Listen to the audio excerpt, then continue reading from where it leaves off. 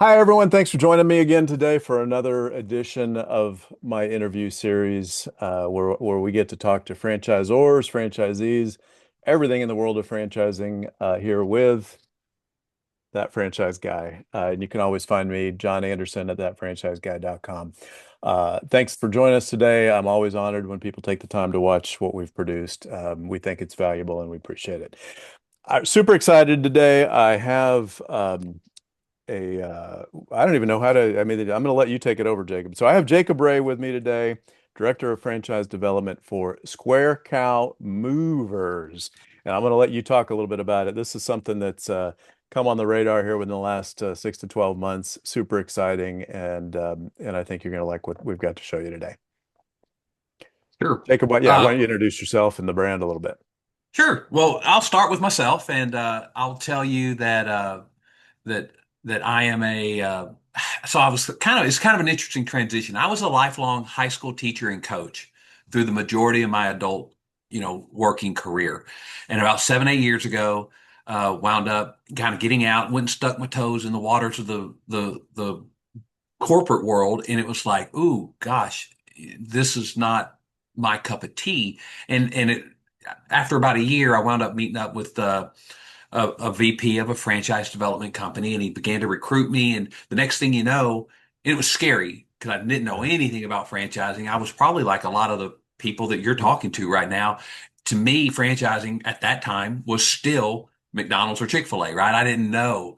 And the next Right. thing you know, here comes this whole world of opportunity. And so I ultimately I accepted the invite, took the job, and began working as franchise development. Now, here's the really cool part.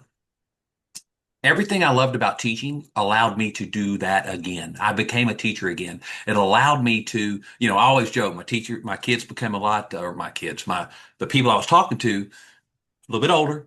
My classroom turned into a computer screen, but the reality was I could make a difference again. So that was all good. So anyway, so that was how I transitioned from being a teacher and a coach to doing what I do today. And honestly, what has happened is, and what I've learned is, man, when you talk to people like a teacher, and all your goal is to educate them about your brand, and hey, here's what's good, here's what's bad, here's the hard, here's the easy, here's the, and you start laying it out for them like that, man, people tend to like that a lot. And they like not being someone trying to sell them something. They like someone trying to educate them and let them make a decision on whether it works Oh, for them. So that's kind of the well, way we are and what I do.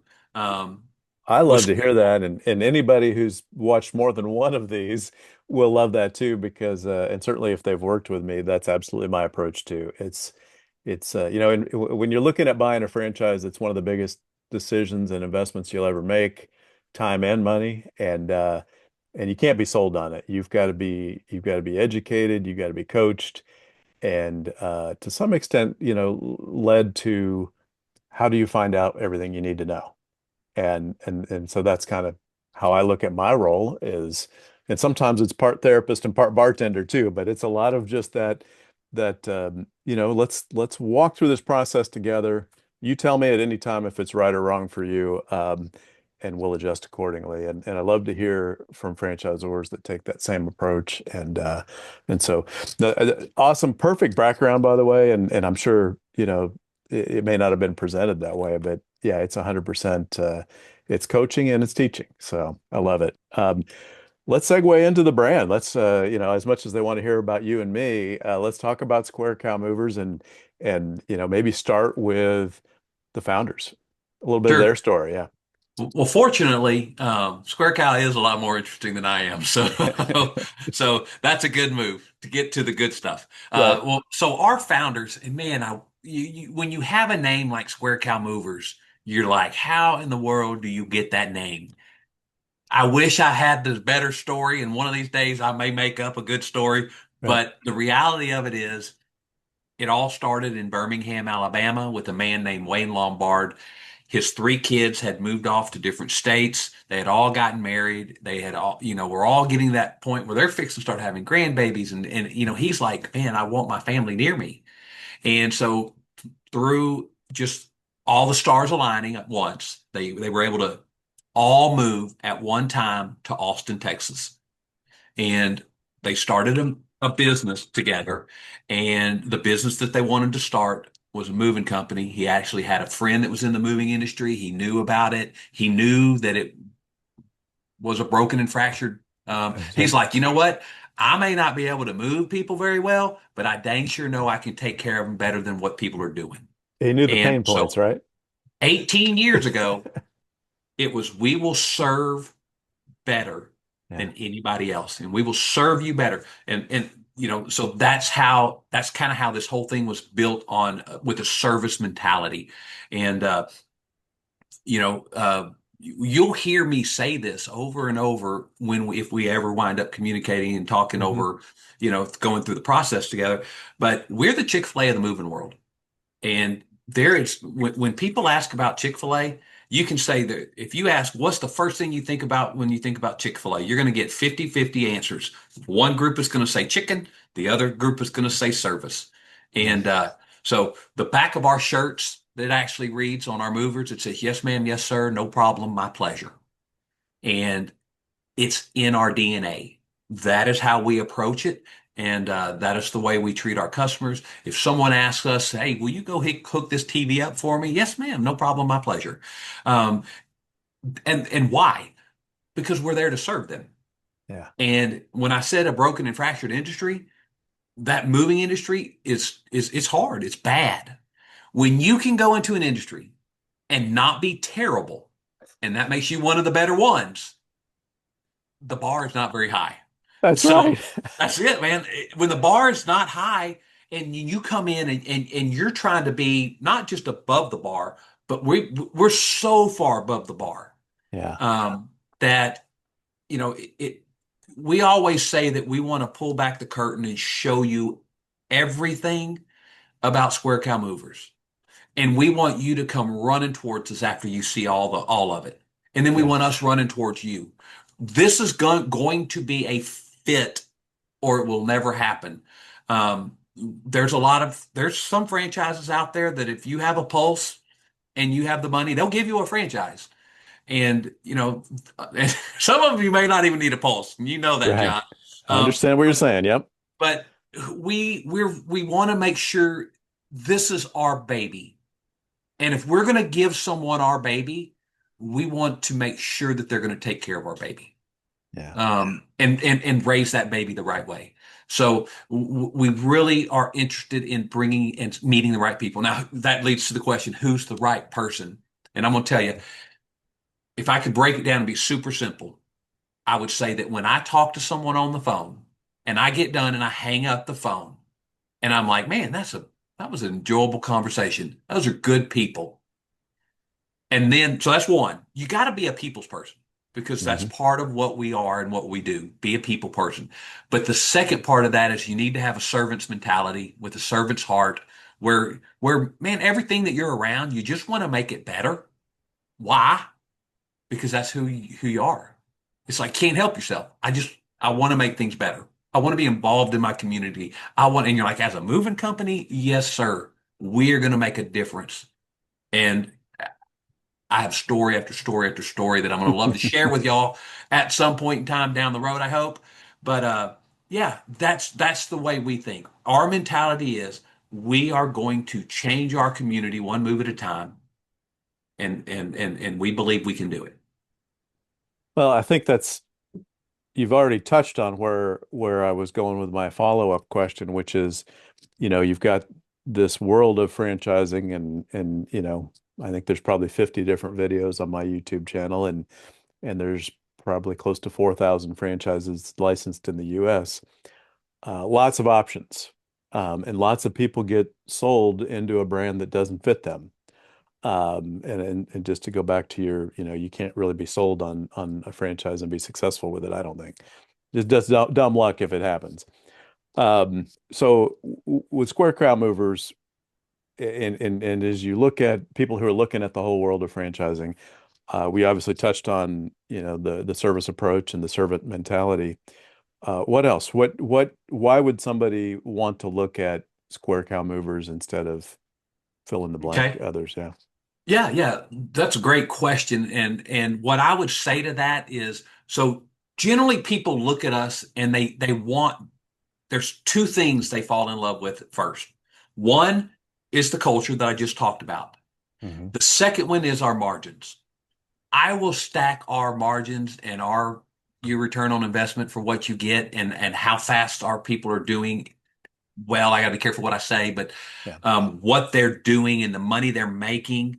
Um, and the good part of that is there's no shortage of every franchise. You can talk to any franchise and every franchise owner we have, and it's going to be consistent. You're going to hear a lot of good feedback on what it's looked like, how many months it took them to break even, how many months it took them to start making money, how many months it started making them significant life-changing money. Um, and those are all things that you're going to hear. So the money part of it, I know we don't do it. It's not all about the money, but we're not a nonprofit. This is still how we feed our families, right? We want the good. And that's Right. what happens. People come in, they fall in love with the culture on one side of the coin, and then they look at the other side of the coin and they're like, oh my God, I can have this culture and we can Yeah. needle moving money. And then the two marry together. And that's why we're growing so fast and having the success that we're having. Now, I'm going to tell you, and they may hear me say this again, but nobody wakes up in the morning and says, I want to own a moving company. Right. Okay. Well, there might be 8 people on the earth that says that, but it ain't. But here's what I'm going to say. I firmly believe this, that if you put us on the date, like the girl, like on the dating girlfriend scale or the boyfriend scale, and you look at us, we are a solid, without a doubt, 5. That's what we are. Nothing sexy about us. There's nothing unbelievable about us. And then you can look over here and there's this beautiful 10 of a franchise. And everything about that franchise is sexy and awesome. But then you start talking to that franchise and you're like, well, man, how come they're not happier? Why are they not making more money? Why are they not looking to expand? And then you talk to the founders and you're like, man, oh man, that ain't what I was expecting. Anyway, it's kind of like that girl, just that Hmm. beautiful, just beautiful 10. And then she opens her mouth and you start to learn more about her and you're like, you know what? She's not quite for me. Whether or not Square Cow Movers becomes a perfect fit for you, we don't know that. But Right. here's what I do know. You will like us more and we will impact and help you the more you get to know us. The more you know us, the more you'll like us. We are kind of like we're the Marion kind. Yeah. We're the kind you want to take home to mama. We're the kind that the more you know us, the more you love us. And Well, I I think that think that's real important because you're going to talk to our founders and our owners and be like, those founders, I mean, those are the kind of people I want to hook my wagon to. yeah. You're going to talk to our owners and franchisees and you're going to be like, whoa, these guys are happy. These guys are making good Right. money. These guys are, and you're going to hear it and it's going to be, contagious and it's good things. And it's not always the initial appearance. But the more you dig in and the more you learn, the more you're going to like, I think. So Well, I think that's important. You know, you touched on a couple things there, but it's, when you're in my role and I'm talking to people, or maybe they went across my website and they saw there's, a couple hundred brands and Square Cow Movers is up there and they go right through it because they're not thinking about what's really important. They don't even know what they should be thinking about yet, which is this. Well, in my opinion, is this. You know, you need to look at beyond what is the product or service. Look beyond the burger, look beyond the moving service, the sign company, the haircut, whatever it is. What is that franchise owner doing every day? Who are they interacting with? And do you think you can do that? Talk to the top 10 or some of the top 10 franchisees within a system and model them. What are they doing every day? Throw out the product or service. And can you do that? Will you like doing that? And if the answer is yes, then there's a good chance this is a fit and you're going to be really successful in this brand should you go forward with it. Obviously, there's financial considerations and other stuff. sure. And I think that Can I? yeah. Oh, yeah, jump Oh, in. no, no. I was going to say, can I add one thing to what you were just saying because it's so Yeah. relevant. Um, Sometimes people are like, "Well, I'm just not passionate about that." Hmm. Okay, and you know what I would say to that? If you're passionate about golf and you go buy a top golf franchise, 5 years from now, I bet your passion's not golf. Okay. Right. But if you go find a business that fits you, that you can make great margins at, that's going to allow you to change your lifestyle, you can go live your passion. That's You can right. go travel the US, play the golf courses all over the states or all over whatever. It's not, you can live your passion. Your passion doesn't have to be your job. And in very I, few cases should it be, in my opinion. that's right. I've had a passion conversation going back almost since I started this, and it's absolutely true.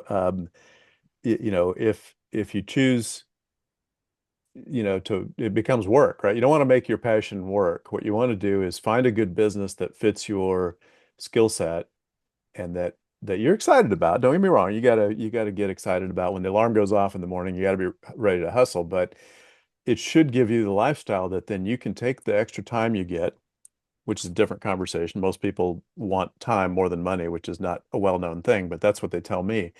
But they get the time that they want, they get the money that they want, and now they can go create, if your passion is to help people with a certain health cause, we go create a foundation or a charity and dedicate your time and money to that. If you love boats, go get a boat and do that with your free time. Golf is a great example. I used to use wine a lot. I'm a big fan of Napa Valley and many trips there over the years, and they have a saying, about how do you make a small fortune in the wine business, and well, you start with a big one. That's So good. you can put a lot of time and energy into a passion, and in not every case, but many cases, it becomes work, and it's not a passion anymore after 5 years. You're absolutely right. So we sidebarred a little bit, but I think for people looking at franchises, these are great conversations. So, Absolutely. um, if somebody has, and if there's something you wanted to add to that, again, just jump in. But as a kind of segue, if somebody has narrowed it down to service businesses that they wanted to get into, that are in the same, and I'll just touch on this. You generally are probably ballpark all in investment around 200 grand. Is that You're going to be sort of somewhere number? between 250. Yep. 250. Okay. 2 to 250. Yeah, I mean, and that's so if you're looking at a service business, you're going to fall in that space. So if somebody's narrowed it down to that's kind of the field they want to play in, is there anything beyond what we've talked about in terms of why Square Cow that you might say, hey, well, we're in this niche, here's some advantages about what we do. Sure. So the first of all, I'm going to step back and I'm going to tell you what we do. I never even told you the different revenue streams. Right. So here's what we're going to do. Local moves are going to be the bread and butter. So 60 to 70% of what we do is going to be local moves. Okay, but we do long haul moves.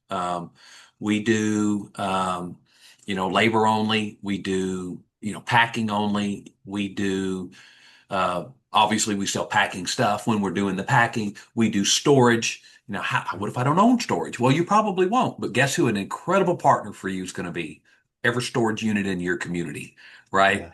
Yeah. Um, we do commercial moves. We do contract moves through those commercial moves. And, Yeah.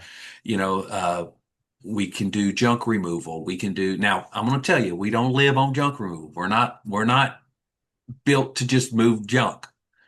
We get paid to move couches a lot more than we get paid to move garbage. So what I would say to that is most of our junk removal is going to be when we move a house and they say, "Hey, can you come back tomorrow and, you know, Right. haul off that swing set and that old trampoline and all the boxes and stuff?" No, absolutely. Here's our rate. Here's what our junk removal rate would look like in 2 hours and boom. Yeah. Yes, I'd like to do it and we'd set it up. So yeah, those kind of things. So that's kind of the what we do. Now, Yep. the what makes us different, I'm going to tell you again, culture first. Yep. Okay. But then I'm going to say there's some parts of what we do that people just, they never think about. And when you go into this type of business, the one thing that people never think about is the person answering the phone. Okay. Yeah. I will tell you, my wife and I own a franchise. I'm not going to tell you which one, but I will tell you, my wife has a secretary that's not real good. But my wife will not fire her because if she does, guess who becomes the secretary? My wife does. And then my wife has to be the secretary until she hires someone Right. and then trains them only to hope that it's better than the person she wound up firing.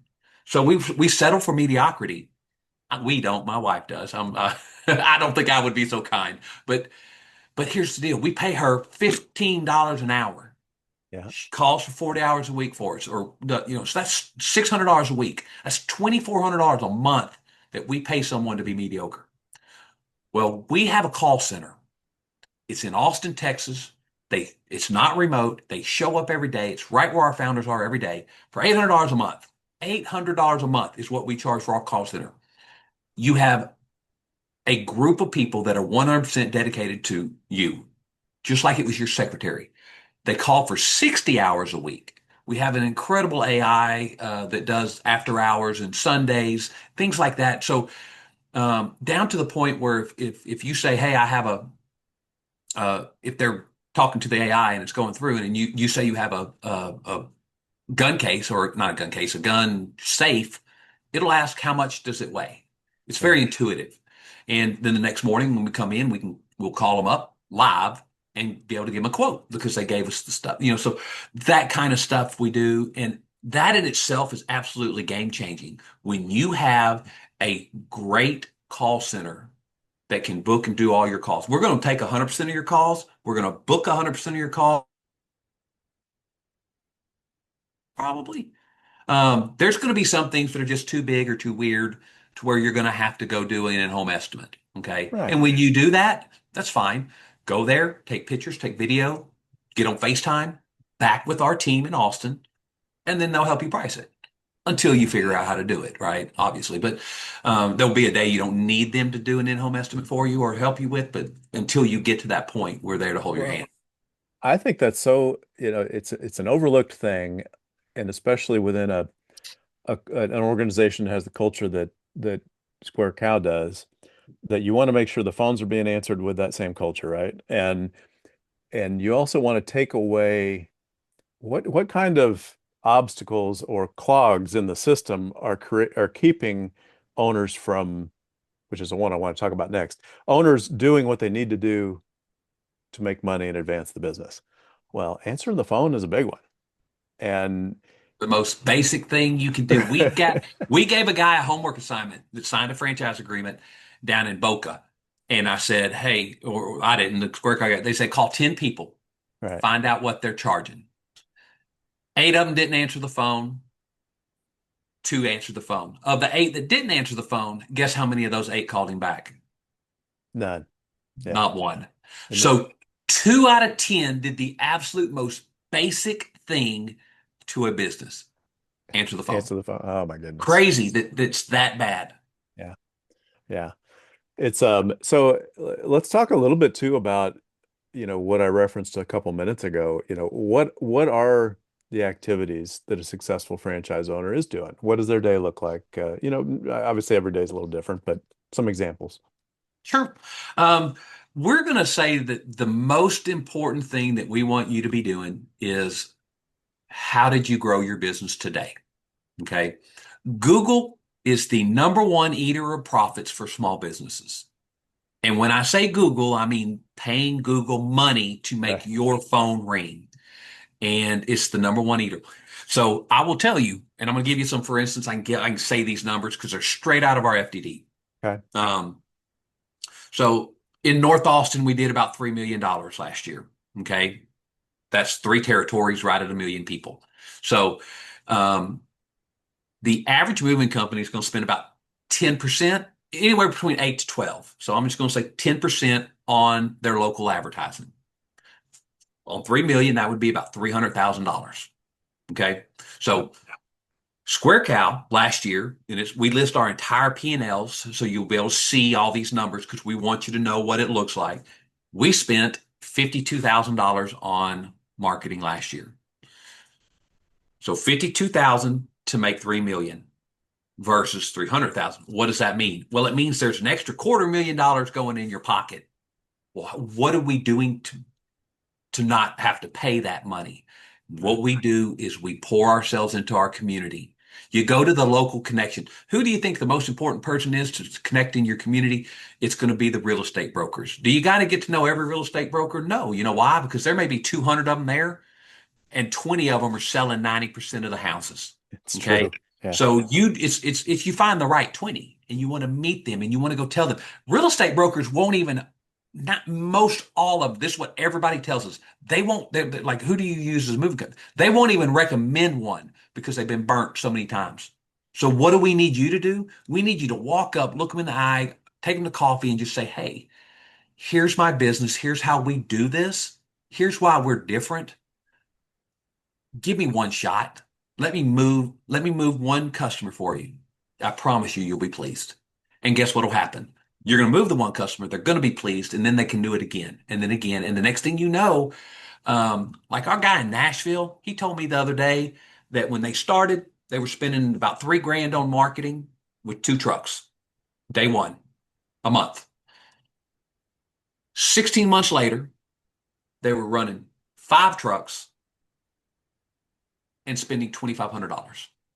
Hmm. They were already at 70% repeat and referrals because they poured themselves in their community. They met the senior care facilities. You'll blow your mind how many senior care facility moves that we do. You get with campus coordinators. You know, kids throw their stuff away because they don't think a day in advance. They don't have like, oh, what do I do? And, oh, everybody else Right. is stacking those mattresses by the dumpster. I'm gonna do the same. Well, guess what we'll do? We're gonna let those kids know, hey, let us come pack you up. We'll put your stuff in storage over the summer. When you come back, we'll move it and set you back up in your dorm or your apartment or whatever. Man, it's great. Everybody wins. Yeah. Kind of a thing. And there's restoration companies out there. They're not moving. There's entire franchises that only do packouts for restoration type companies. Yeah. Guess what? We do too. Only thing is, we have all these other different revenue streams as well. You go into your town and your community and you connect with those restoration companies. When they say, hey, we need a house for 30 days, okay, move it out. They call us up, we go in, we grab their stuff, we move it out. For 30 days later, they call us back up and we move it back in. Those are the type of things that people just don't necessarily think about as happening Right. and how the moving process happens over and over and over. Because people are like, you move one time, and that's it, Yeah. right? Customer service doesn't have to be good. Well, guess what?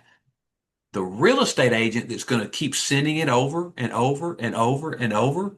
that's the repeat guy, right? Not the person that moves from, North Carolina to Florida, You know what, So what else is interesting about this service mentality is let's say you got somebody who is looking and needs help with a move.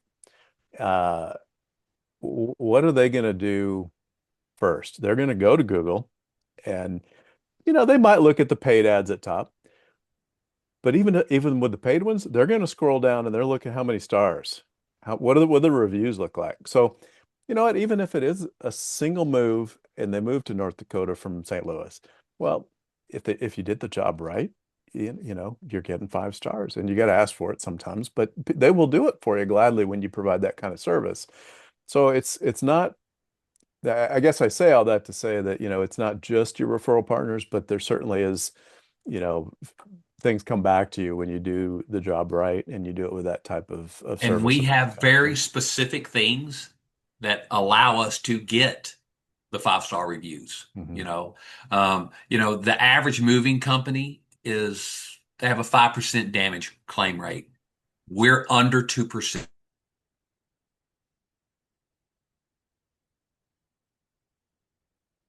average. Um, and so when you get double the tips of the national average, it's almost like right at $40 for our guys down in Austin Yeah. or wherever they're at. And that's an extra $5 an hour for a blue collar worker. Yeah. And the real question is this: how in the world do you get a blue collar worker to walk into your living room and treat somebody the way that you or I would? And what we're going to tell them is this: a couple of bucks extra ain't going to do it. Threaten them to Mhm. fire them ain't going to do it. You know what'll do it? When you pour value into that person. When Yeah. you let that blue collar worker that no one's ever really cared much about, you let them know how valuable they are to you, it's going to change the way they do. We're very intentional with how we work. We create a very sticky work environment where Well, people think, come, they don't you know, go. yeah, I mean, and sorry to jump in there, but it's just screaming at me. Like if the same things that a prospective franchise owner are looking at, like the culture, you know what, you're going down the food chain a little bit, but your blue collar workers looking for the same thing. They're looking to be part of something that's a little bigger than they are. They don't mind. I mean, they're applying for a labor job. They don't mind doing the work. They just wanted to make sure that somebody's looking out for them, somebody's embracing them as part of the team, and they're not going to put them in a dangerous position, right? Mhm. I mean, there's probably more to it, but I mean, Sure, but yeah, that's very well summed up. yeah, You know, yeah. they just want.